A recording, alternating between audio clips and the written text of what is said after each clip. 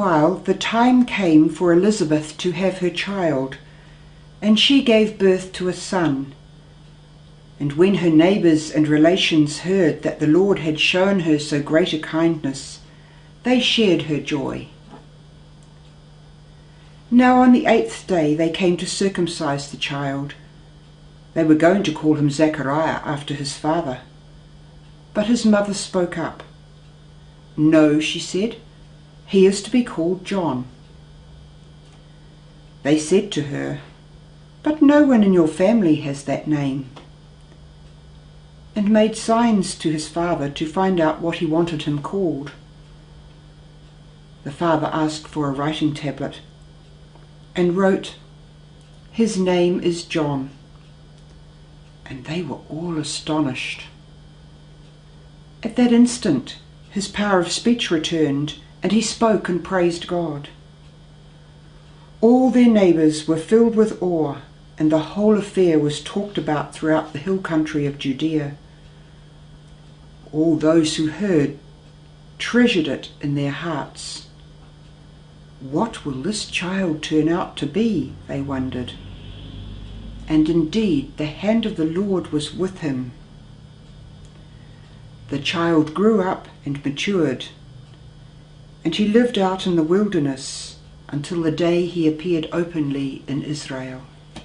And of course, Luke is writing here about John the Baptist, the cousin of Jesus, the one who was born just before him, the one who would point people to the Messiah.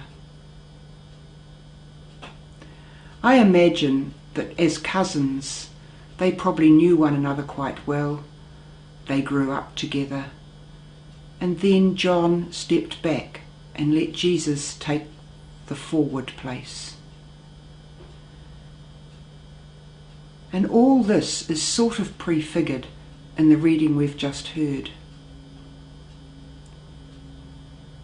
People expect John, to be just one of the family, and they want to name him Zechariah after his father. However, Elizabeth, filled with the Spirit, says, "No, this boy is to be called John."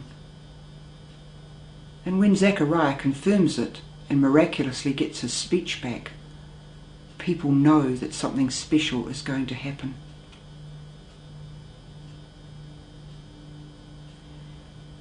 It's interesting. They could have just said, "Oh wow, something's happened here. Oh, how amazing," and then gone about their daily business. But they didn't. They treasured it in their heart.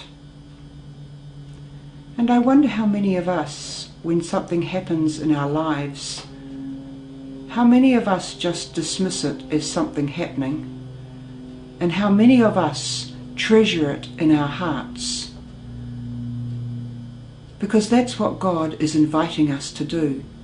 Hold the word, stay close to it, treasure it, let it be of value.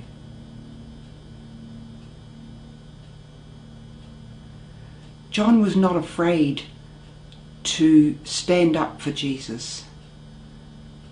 And of course we all know that in standing up for Jesus he ultimately lost his life. He was a martyr for him.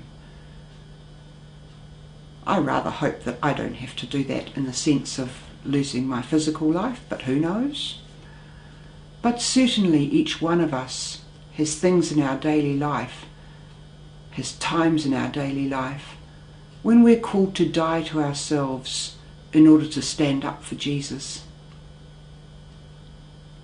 And I pray that we will have the grace to do that we will be sensitively aware of these times, that through treasuring the Word of God in our hearts, we may know fairly certainly straight away that this is a time when we need to die to ourselves in order to be for God. May your week be a blessed and happy one.